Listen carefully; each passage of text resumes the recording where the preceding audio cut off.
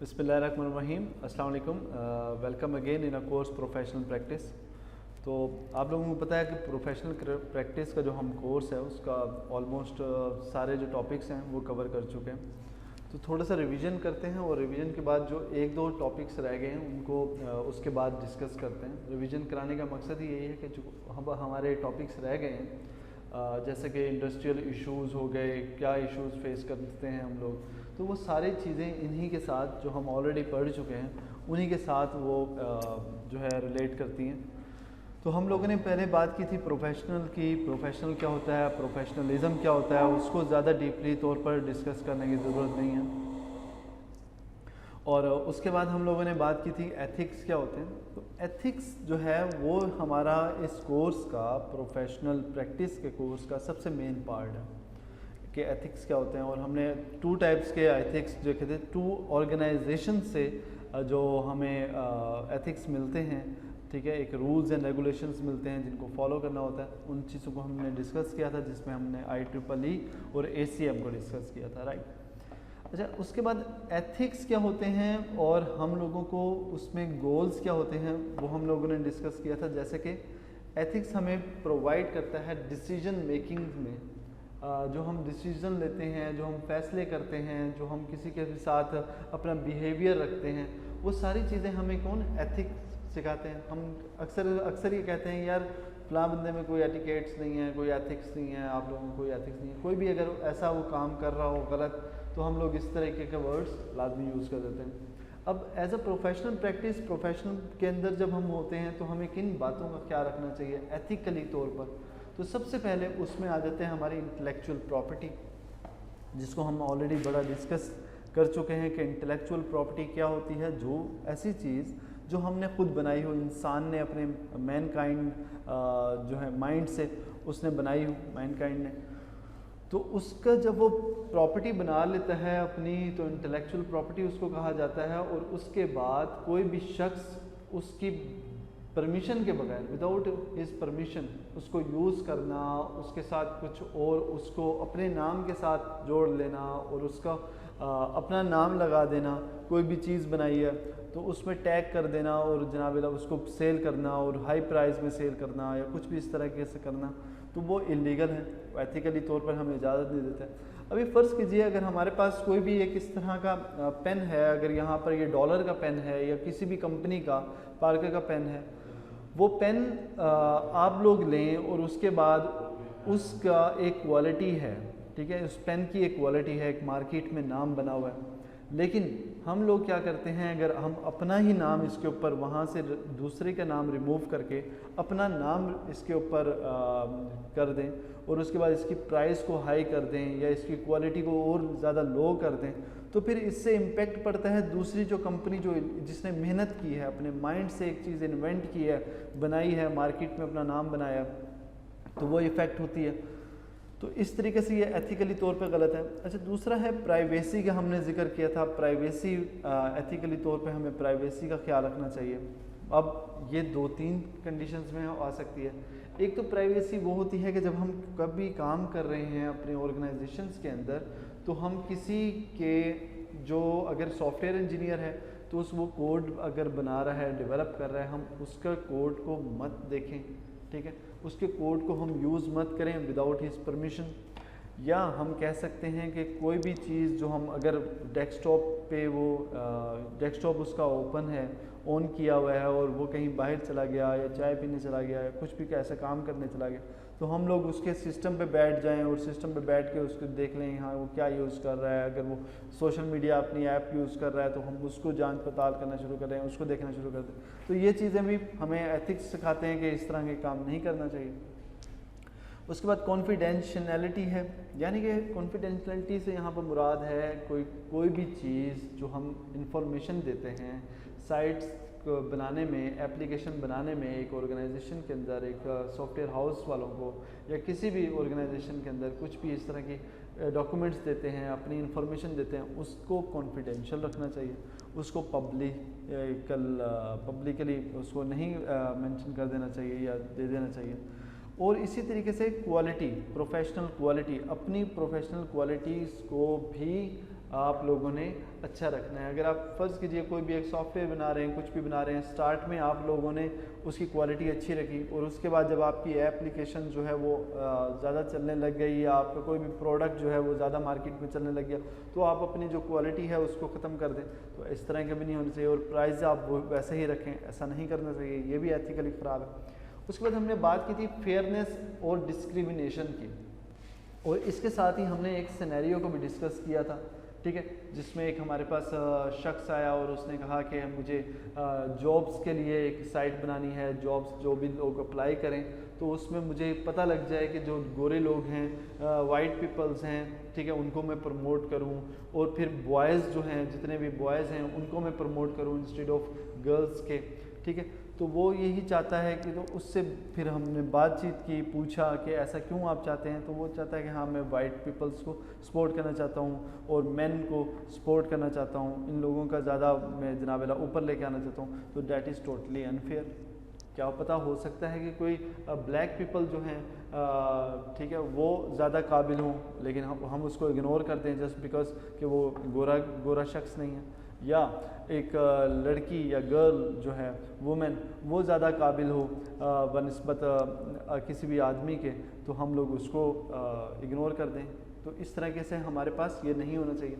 फिर लायबिलिटी है, software risk है,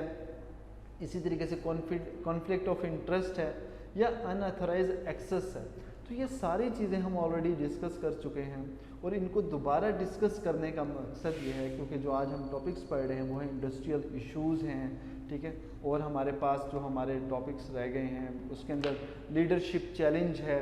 ठीक है, और उसके बाद हमारे पास एम्प्लॉयमेंट और एम्प्लॉय इश्यूज़ हैं। तो इन सब को हम लोग आज डिस्कस करेंगे, बिल्कुल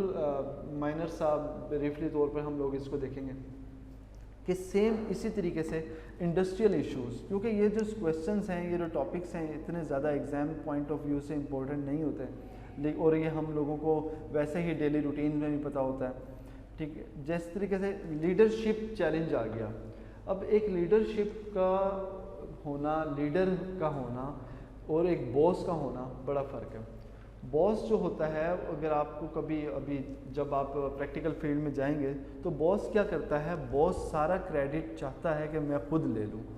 ठीक है। अगर कि कंपनी ने, ऑर्गेनाइजेशन ने अच्छा काम किया है तो बॉस यही चाहता है कि यार हाँ सारा क्रेडिट मेरा ही है, हमारी तो कंपनी इतनी अच्छी है और ये वो। लेकिन एक लीडर की क्वालिटी ये होती है, अगर कोई अच्छा काम कर रहा है, अचीवमेंट अच्छी कर ली है उसकी ऑर्गेनाइजेशन ने, तो वो सबको जो है प्रमोट करता है, मतलब कि उनको अच्छा रिवार्ड देता है, उनको कहता है कि हाँ यार ये this is just because of my team, ठीक है। तो एक मैनेजर जो है वो आगे जाकर, अगर एक मैनेजर है, एक लीडर है, तो वो आगे जाके अपने बॉस को यही कहता है कि हाँ जी मैंने किया है। अगर एक लीडर होगा, अच्छा लीडर होगा, वो ये कहेगा कि जो मेरी टीम है, जो मैंने एक टीम बनाई हुई है जिसके अंदर ग्राफिक डिज़ाइनर भी हैं, जिसके अंदर डेवलपर भी हैं, जिसके अंदर रिक्रूटर भी हैं, ठीक है, सब कुछ उसके अंदर डेवलपिंग कर रहे हैं या कोडिंग कर रहे हैं या टेस्टिंग कर रहे हैं, कुछ भी इस तरह का काम कर रहे हैं, तो वो मेरी एक टीम है। और ये जहाँ पर भी मैं आज पहुँचा हूँ, इस प्रोजेक्ट का जो अगर हम जीते हैं, ये प्रोजेक्ट को अच्छे से अचीव कर चुके हैं, तो ये सब कुछ मेरी टीम की वजह से। तो लीडरशिप्स के ये चैलेंज हैं। लीडरशिप्स को एक और भी चैलेंज फेस करना पड़ जाता है, जिस तरीके से अगर हमारे पास एक उसका एम्प्लॉय है और उसके टीम का कोई मेंबर है, उसका कोई प्रॉब्लम हो गया, उसके सोशली तौर पे भी उसको देखना पड़ता है कि हाँ यार ये क्या परेशान तो नहीं है, ठीक है, इसके घर में तो कोई प्रॉब्लम नहीं है। मतलब कि अगर वो एक आपकी, जब आप एक लीडर होते हैं, टीम को लीड कर रहे होते हैं, तो आपकी टीम का कोई शख्स जो नॉर्मल रूटीन से ज़रा हट कर काम कर रहा है, मतलब कि इतना अच्छा परफॉर्मेंस नहीं दे रहा, और लास्ट मंथ या लास्ट कुछ डेज़ के अंदर आपको पता है कि वो बहुत ही काबिल शख्स है और अच्छा काम कर रहा है, तो आपको इस चीज़ का भी एहसास होना चाहिए कि यार हाँ अब इसको, अगर ये कुछ अच्छा काम नहीं कर रहा, इट डज़ंट मीन कि यू शुड फायर हिम। आप उसको बैठें, उससे बात करें, उसको अपने एतमाद में लें और उससे बातचीत करने के बाद उससे पूछें क्या इशू है। अगर आप सॉल्व कर सकते हैं देन यू कैन सॉल्व, ठीक है, फिर ताकि वो आप उसको नहीं खोना चाहते, वो आपका एक अच्छा टीम मेंबर है, तो आपको इस चीज़ का भी ख्याल रखना चाहिए। इसी तरीके से लीडरशिप जो चैलेंज होते हैं बहुत सारे, आपस की कोई अगर लड़ाई है एम्प्लॉयज़ की, आपके टीम मेंबर्स की, उसको देखना, और भी बहुत सारे इस तरीके के चैलेंजेस जो हैं वो एक लीडर को फेस करने पड़ते हैं। इसी तरीके से इंडस्ट्रियल इश्यूज़ की अगर हम बात करें, इंडस्ट्रियल के इशू के अंदर भी ये हमारे पास ये मेन इशू है कि हम जनाबेला किसी के इंटेलेक्चुअल प्रॉपर्टी का भी ख्याल रखें। जब भी हम कोई काम कर रहे होते हैं तो हमें, या दूसरी इस तरह की होती है मोनोपोली, जिसका आपने अक्सर सुना होगा लफ्ज़ मोनोपोली, कि अगर कोई बड़ी कंपनी, बड़ी ऑर्गेनाइजेशंस हैं, ठीक है, तो वो चाहती हैं कि छोटी ऑर्गेनाइजेशन जो बन रही हैं उनको डिस्ट्रॉय करना, उनको सपोर्ट ना करना, या उनके भी क्लाइंट ले लेना, या उनके बारे में कोई गलत रूमर्स को फैला देना। इस तरह के इंडस्ट्रियल इश्यूज़ भी हमारे पास हो सकते हैं। और इसके साथ ही हम लोग और भी अगर डिस्कस करें तो डिफरेंट तरह के हमारे पास कोई भी प्रॉब्लम अगर आ रहा है, फ़र्ज़ कीजिए जैसे कि हमने कोई भी एक प्रोडक्ट बनाया है, ठीक है, उसके बाद हमें वही प्रोडक्ट, अगर उसकी आपकी कंपनी के दौरान ही कोई इंफॉर्मेशन लीक हो गई है, इंफॉर्मेशन लीक होने के बाद आप लोग ये कहते हैं कि दूसरी कंपनी ने वो पहले लॉन्च कर दिया तो पेटेंट उसको मिल गया, कॉपीराइट उसको मिल गए। इंडस्ट्रियल इश्यूज़ के अंदर ये भी हमारे पास काफ़ी सारे इश्यूज़ आ जाते हैं, ठीक है। और इसके बाद हमारे पास एक और भी चीज़ है जिसको हम डिस्कस करते हैं कि तो जी इंडस्ट्रियल के अंदर हम बात कर रहे थे। इंडस्ट्रियल के अंदर अब जैसे एक आ जाता है कि globally causing extremely high competitions. आपको वही बात की कि मोनोपोली चल रही है, हाई कंपटीशंस होता है बिजनेस में। उसमें कह रहे हैं कि if your business is the software industry and has a great idea, odds are another software company may have ready through of it. यानी कि वही बात हुई कि अगर आपकी एक सॉफ्टवेयर डेवलपमेंट की कंपनी है और आप लोगों की कोई इन्फॉर्मेशन लीक हो गई है और आप जो सॉफ्टवेयर बना रहे हैं, डेवलप कर रहे हैं, और वो दूसरी आपके कंपटीटर को पहुंच गई है बात उस तक, और उसी ने वही वैसा ही डिज़ाइन कर लिया और बात आगे, और वो आपसे पहले ही उसने डेवलप कर लिया प्रोजेक्ट जल्द अज जल्द, क्योंकि उसको पता है कि हाँ यार एक बना बनाया आइडिया, सबसे ज़्यादा मेन पॉइंट होता है आइडिया का। पैसा भी जो है समझ लीजिए कि आइडिया बिकता है। आपका जो बिज़नेस है इट्सेल्फ एक आइडिया है। आपका आइडिया अच्छा है तो आपका यानी कि बिज़नेस अच्छा है। तो इस तरह का अगर आपको एक प्लान्ड एक आइडिया ही मिल गया कि हाँ यार ये सॉफ्टवेयर होना चाहिए, कुछ ऐसा सॉफ्टवेयर होना चाहिए, जब हम रिसर्च कर रहे होते हैं, जब हम नई इम्प्लीमेंटेशंस कर रहे होते हैं, तो सबसे बड़ी प्रॉब्लम ही यही होती है कि यार कहाँ क्या करें, कौन सी फील्ड के अंदर रिसर्च करें, क्या इसमें नया इन्वेंट करें, क्या एक नया आइडिया पेश करें। जब हम प्रोजेक्ट बना रहे हैं, फाइनल ईयर प्रोजेक्ट अपने एकेडमिक करियर के अंदर भी, उसके अंदर भी जो हमारे सुपरवाइज़र है वो हमसे यही कहता है, टीचर्स हमें यही कहते हैं कि यार कुछ नया इन्वेंट करो, कुछ नया आइडिया दो। तो आइडिया के ही सारे पैसे हैं और आइडिया ही सब कुछ करा रहा है, ठीक है। तो इसी तरीके से हमारे यहाँ पर भी तो आइडिया जब एक दूसरे कंपेटिटर को आपका मिल गया तो उसके बाद उसने जल्द से जल्द कोशिश करके सॉफ्टवेयर बना रहा है या कोई भी प्रोडक्ट बना रहा है वो लॉन्च भी कर दिया, और आप जनाबेला बैठे रहे कि आपने इतनी मेहनत की, और आपको फिर ये एहसास ज़रूर हो जाता है कि हाँ यार उसको किस तरीके से पता लगा। तो अब जो पहला राइट मिलना था, पेटेंट्स मिलने थे, चीज़ें मिलने थी, पब्लिसिटी मिलने थी, मार्केटिंग में नाम बनना था, वो ज़ाहिरी बात है उसका होता है जो फर्स्ट टाइम कोई भी काम कर रहा होता है, उसी का नाम होता है। तो ये हमारे पास एक इशू है। दूसरा legacy system and infrastructural issues. अच्छा, दूसरा इंडस्ट्रियल के अंदर हमारे पास एक ये भी बहुत इशू है, लेगेसी को अपनी बरकरार रखना है, उस चीज़ को जो आपने प्रोडक्ट बनाया है, जो भी आपने काम किया है, उसका एक नाम बना दिया, उस नाम को बरकरार रखना, और साथ ही साथ अपने इंफ्रास्ट्रक्चर को भी अप टू डेट करते रहना, अपग्रेड करते रहना, ये भी एक हमारा बहुत ज़्यादा इशू है। उसके बाद है सफिशेंट सॉफ्टवेयर स्पेसिफिक एक्सपर्टीज़। अच्छा, इंडस्ट्री के अंदर जब भी हम काम कर रहे हैं, हम कोई भी अपनी ऑर्गेनाइजेशन को रन कर रहे हैं, तो सबसे बड़ा एक और इशू ये भी आ जाता है कि हमारे पास जो एक्सपर्ट टीम है, एक्सपर्ट बंदों का होना, एक्सपर्ट अपनी टीम का होना, अपने प्रोडक्ट को लॉन्च करने के लिए वो बहुत ज़्यादा ज़रूरी है। ठीक है। और ये अक्सर देखा जाता है, प्रॉब्लम फेस होती है जब भी हम ख़ास तौर पे कोई भी नया प्रोडक्ट लॉन्च करते हैं या कोई भी ऐसी नई चीज़ इन्वेंट करते हैं, कोई भी एक नया बनाना चाहते हैं, या बाहर के मुल्क से किसी और डेवलपिंग कंट्री से कोई भी एक ऐसा सॉफ्टवेयर लेके आते हैं, कोई एप्लीकेशन हो गया, कोई टूल हो गया, कुछ भी हार्डवेयर की शक्ल में हो गया, या कोई भी प्रोडक्ट हो गया, उसको अब यूज़ करने के लिए एक्सपर्ट चाहिए, एक्सपर्ट जो एक्सपीरियंस्ड हैं उसके वो चाहिए। तो उसका भी अक्सर जो है वो फुकदान होता है हमारी इंडस्ट्री में। उसके बाद multiple complicated user level requirement, यही कि बिज़नेस जो रिक्वायरमेंट हो रही है हमारी सिस्टम की, यूज़र्स की, उसके मल्टीपल लेवल्स हैं, ठीक है। और सम में बी बेसिक यूज़र्स, सम में be power users, administrations and some में बी स्ट्रिक्टली आईटी यूज़र्स। तो जब हम यूज़र्स के हिसाब से बना रहे हैं, अभी एक हम प्रोडक्ट बना रहे हैं, कोई भी मोबाइल फ़ोन है, ठीक है, तो अब देखिए हमें हर बंदे का लिहाज रखना है, उसमें हर बंदे का ख्याल रखना है कि यूज़र्स जो है हमारा, उसकी क्या कैपेबिलिटी है, वो किस तरीके का यूज़र्स है, वो किस रेंज को हिट कर रहा है। मोस्ट ऑफ द टाइम जब हम एक मोबाइल फ़ोन बना रहे हैं, मोबाइल डिज़ाइन कर रहे हैं, मोबाइल डिज़ाइन करते हुए हम ग्लोबली उसकी डिज़ाइनिंग करते हैं, उसकी एप्लीकेशंस को डिज़ाइन करते हैं, उसको देखते हैं कि यार इसको यूज़ हर तरह के बंदे ने ही करना है। ये ज़रूरी नहीं है कि जनाब सिर्फ़ और सिर्फ, अब जैसे अगर एक मोबाइल फ़ोन बनाया है और that is only for the Chinese people, तो चाइनीज़ पीपल ही उसको अंडरस्टैंड कर सकते हैं, क्योंकि it will be in the language of Chinese, ठीक है। तो वो चाइनीज़ लोग जो हैं वही उसको अंडरस्टैंड करेंगे। अगर चाइना ऐसे सोचने लग जाए, हर चीज़ चाइना से बन रही है, और अगर चाइना ऐसा सोचने लग जाए कि यार मैं जो भी चीज़ बनाऊंगा that is in the Chinese language, तो नोबडी कैन अंडरस्टैंड कि यार क्या लिखा हुआ है उसके अंदर, या उसको यूज़ नहीं कर सकेंगे। तो इससे क्या नुकसान होगा, मार्केट जो होगी वो उसी की हिट होगी। तो ऐसा डिज़ाइन बनाना और ऐसा करना कि हर कंट्री के लिए, हर तरह के लोगों के लिए, हर तबके के लिए वो चीज़ जो है वो हमारी यूज़फुल रहे, यूज़र्स की कैपेबिलिटीज़ को देखना मुश्किल है। इसी तरीके से जब भी हम कोई गेम बनाते हैं,